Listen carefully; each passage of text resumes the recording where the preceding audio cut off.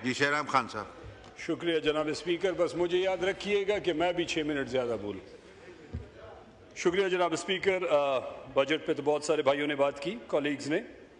Overall अगर आप हुकूमत के बजट के आदाद व शुमार को देखें तो लगता ऐसे है कि यहाँ पे पाकिस्तान में शहद की, दूध की नहरें बहना शुरू हो गई। तरक्की है, कारखाने लग रहे हैं, लोगों के पास रोज़गार है, खुशहाली है, मज़े हैं। लेकिन जब इस ऐवान से हम बाहर जाते हैं और लोगों से मिलते हैं, फरियाद है, भूख है, बेरोज़गारी है, तकलीफ़ है, तो हमें समझ नहीं आ रही कि वज़ीर ख़जाना साहब ने जो बजट पेश किया और जो अल्फाज और जो फिगर्स उन्होंने शेयर किए हैं वो किस पाकिस्तान की अक्कासी करते हैं और किस पाकिस्तान की वो फिगर्स क्लेम कर रहे हैं। क्योंकि जिस पाकिस्तान में हम रहते हैं उसमें महंगाई और बेरोज़गारी के और बर्बादी के अलावा तो हमें कुछ नज़र नहीं आ रहा। थोड़ी देर में मैं एक्सप्लेन करूंगा। सबसे पहले देखें, आपका ये जो डेट ट्रैप है, जो आप कर्जे लेते हैं, 76,000 अरब रुपए आपका कर्जा है, जिसमें 54,000 अरब रुपए लोकल बैंक से हुकूमत ने लिया है और 24,000 अरब आपने बाहर के बैंकों से डॉलर की मद में लिया है। ये तो हम मुसलसल मतलब ये है कि कुएं की तरफ हम मतलब ज़मीन में और धकेले जा रहे हैं। आपका कोई 6 से 7 हज़ार अरब रुपया सालाना आप लोकल बैंक्स को जो आपने लोकल कर्जे दिए हैं उनमें दिया जाता है। 70% हमारा डेवलपमेंट बजट, हमारा जो पूरा बजट है वो कर्जों में दिया जाता है। IMF के बगैर आपको वो अगर गारंटी ना करें जनाब स्पीकर तो आपको कोई कर्ज देने को तैयार नहीं है। तो वो फाइनेंस और रेवेन्यू कमेटी के मैं मेंबर हूँ, उसके हर पेज पे लिखा हुआ है जनाब स्पीकर कि IMF की एग्रीमेंट हर पेज पे। मतलब कहने का ये है कि आपके पास जो पेश किया गया है इसमें कुछ भी नहीं हो सकता, ये बस गुफ्तन नशिस्तन बरखासन वाली बात है। ओवरऑल 2 चीज़ें बड़ी इंपॉर्टेंट है जनाब स्पीकर, एक एग्रीकल्चर और एक लाइफ स्केल मैन्युफैक्चरिंग। ये 2 ऐसे सेक्टर हैं, अगर इसमें तरक्की हो, इसमें खुशहाली हो, इसमें बेहतरी हो तो लोगों को जॉब्स भी मिलेंगी, लोगों को मुनाफा भी बेहतर होगा, लोगों की लिविंग स्टैंडर्ड भी बेहतर होगी। लेकिन इस PDM की नालायक हुकूमत की नालायक पॉलिसियों की वजह से आपका एग्रीकल्चर जो है वो एग्रीकल्चर ग्रोथ है ही नहीं। आपके मेजर क्रॉप्स जो है ये इन्हीं के आदाद शुमार हैं, तकरीबन 14% डाउन गया है। आपकी जो कॉटन है वो 19% डाउन गई है। आपका ओवरऑल ये अभी आपने गंदम की प्राइसेस देखी, बदतरीन हालात में थी। आपने अगर आप तहरीक इंसाफ के दौर की हुकूमत से और आज से कंपेयर करें जनाब स्पीकर, तो जो गंदम की जो फ़ी किलो रेट था उस वक्त वो 61 रुपये फ़ी किलो था, जबकि आज का गंदम का रेट जो है वो तकरीबन 80 रुपये फ़ी किलो है। इसी तरीके से आपका कुकिंग ऑयल उस वक्त 458 रुपये फ़ी किलो था, आज 583 रुपये फ़ी किलो है। और इस तरह लिस्ट बहुत सारी बड़ी है, शुगर को देख लें, बाकियों को देख लें, तो ओवरऑल आप डाउनफॉल कर रहे हैं, आप मतलब क्रैश करने जा रहे हैं। लार्ज स्केल मैन्युफैक्चरिंग में आप देख लें, ओवरऑल आपकी जो लार्ज स्केल मैन्युफैक्चरिंग है वो श्रंक की है, उसने 1.5% नीचे गया है। पिछले 3 साल की इस हुकूमत की पॉलिसीज़ की वजह से लार्ज स्केल मैन्युफैक्चरिंग जनाब स्पीकर -4.5% पे गया है। कोई बड़ी कारखाने नहीं लगे, कोई प्रोग्राम नहीं है इनके पास।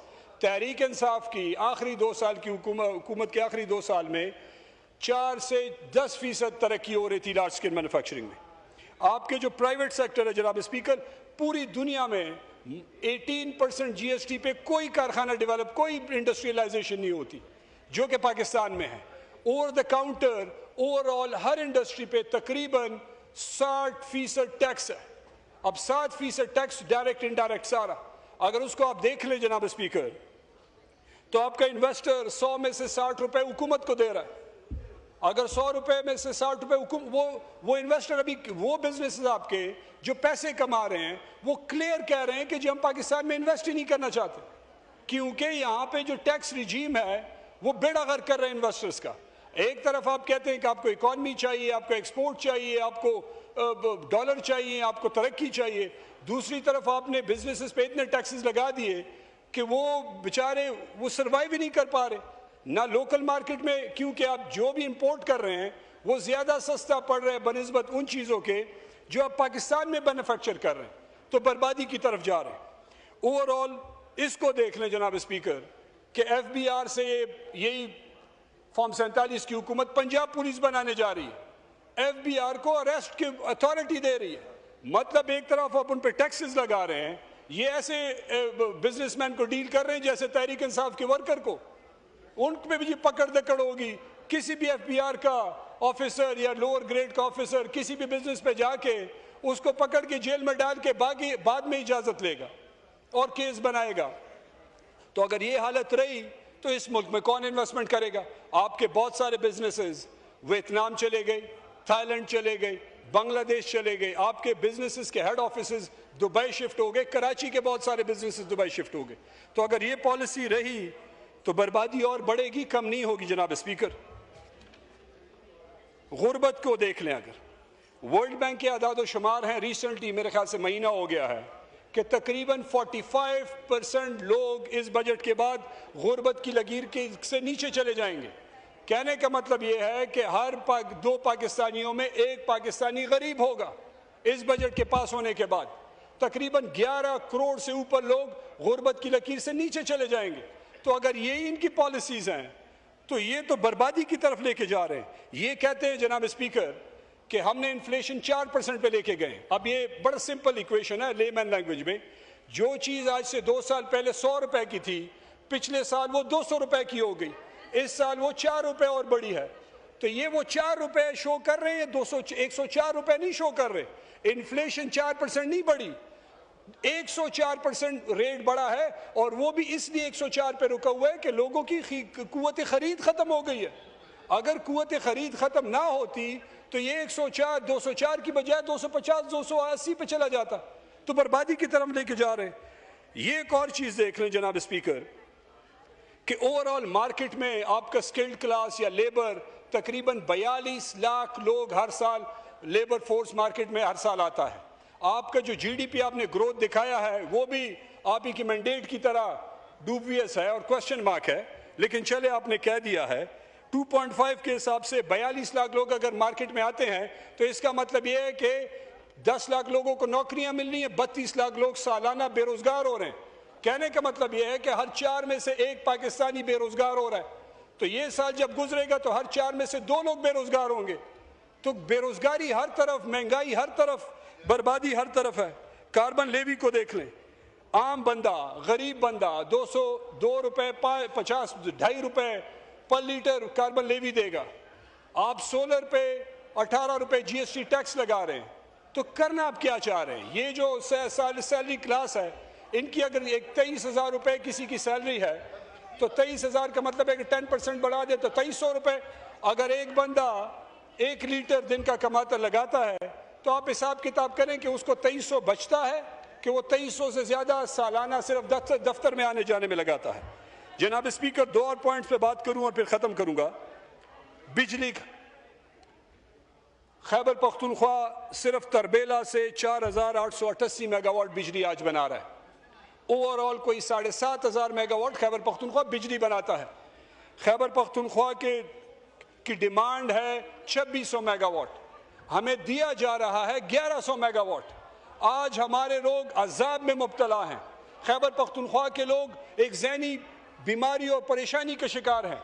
बिजली आती नहीं, 12-12 घंटे 18-18 घंटे बिजली। आपका इनका बनाया हुआ पेस्को का बनाया हुआ प्लान 12 घंटे है जी, 12 घंटे होगा।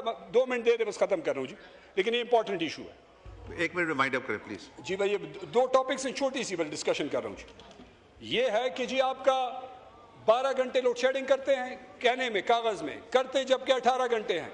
उस 18 घंटे में लोड ही नहीं होता, वोल्टेज ही नहीं होती, लोग हमारे घरों के सामने बैठ रहे हैं। मैं लोगों को कहूंगा कि इनके घरों के सामने बैठे जिन्होंने बर्बादी इन कौम पे नाजिल की हुई है। हमारा तो इसमें कोई कसूर नहीं, हम तो अपोजिशन के मेंबर हैं, हुकूमत के सामने बात कर रहे हैं कि जी आप बर्बादी लेके आ रहे हैं। हर लिहाज से एटलीस्ट बिजली तो लोगों को दे कि वो शाम को आराम से सो तो सके।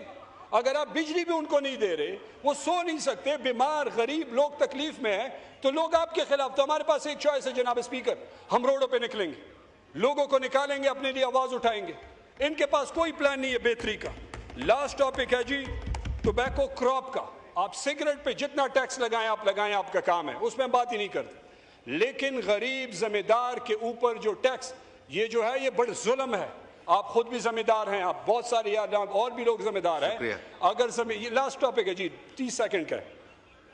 अगर यहाँ पे आप मिनिमम प्राइस इंडेक्स जो है, अगर वो टोबैको बोर्ड फंक्शन ही नहीं कर रहे इस वक्त, तो कारखानों के तो रहमो करम पे आपने जमींदार को छोड़ दिया है। तो जब मिनिमम प्राइस नहीं मिलेगा तो लोग खाएंगे क्या? वो जो उगाया है वो एक ही क्रॉप है, हमारे इलाके में 5 जिले हैं, तो उनके पास तो और कमाई का कोई जरिया नहीं है। तो मेहरबानी करें, कुछ रहम करें इस कौम पे। लिहाजा जनाब स्पीकर, मैं आखिर में ख़त्म इस बात पे करूंगा कि ये बजट गरीब के लिए बर्बादी के सिवा और कुछ नहीं है।